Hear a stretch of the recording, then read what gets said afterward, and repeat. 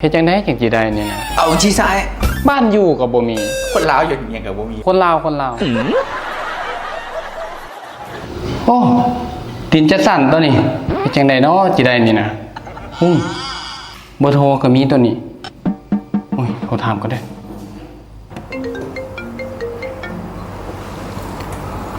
ฮัลโหลเจ้าสวัสดีเขาเห็นโฆษณาดินบ้านนาซอนน่ะยังมีดินตอนว่างอยู่บ่เจ้าโอ้ดินบ้านนาซอนบ่ยังเจ้าโอ้เฮ็ดจังได๋เนาะจังสิได้โอ้ไอ้สะดวกเข้าไปเบิ่งบ่เดี๋ยวน้องสิส่งโลเคชั่นให้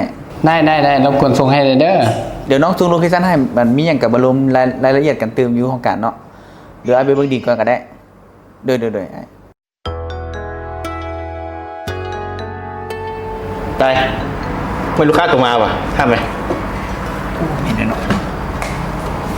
สบายดีเนาะโดยสบายดีเสร็จนั่งกันอันเฮาไปเบิ่งดินอยู่นาซอนเมื่อกี้นี่น่ะมักบ่มักเฮ็ดแนวใดเนาะสิได้นี่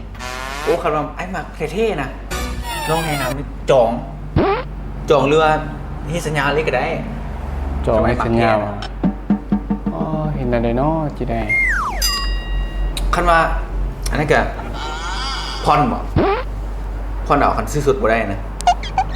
บ่ได้ติเฮ็ดแนวใดเนาะเป็นไงมันต่างแข่งแน่น่ะโอ้ยมันต่างแข่ง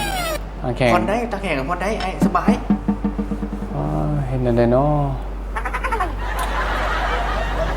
มีอย่างไว้เห็นแนวใดเนาะจังสิได้นี่นะเอาชี้ซ้ายน้องมีวิธีที่ดีที่สุดให้กับไอ้เห็นแนวใดคำโฮงว่าบ่มีหยังผิดพลาดจังใดไอ้ก็ต้องได้วิธีนี้ก็คือซื้อไอ้ซื้อบ่ได้ติโอ้ยจังใดก็ได้ไอ้คันซื้อนะอีหลีบ่มีเงินน่ะบ่มีเงินแม่นบ่มีเงิน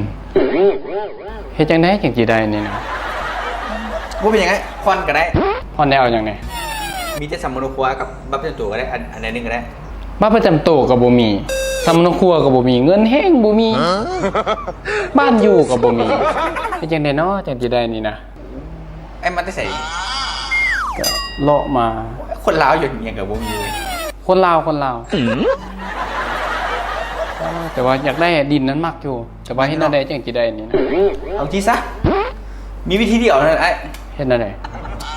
ไอ้ลองหันหลังเบิ่งไอ้เห็นประตูบ่ดามจับเลื่อนออกได้เลื่อนออกแล้วดามจับไอ้เรามือขวาจับหันตึ๊ดไปเด้ออันไอ้เซิร์นย่างไปน้องเราเลี้ยวซ้ายเด้อเลี้ยวขวาได้ข้ามทางเด้อ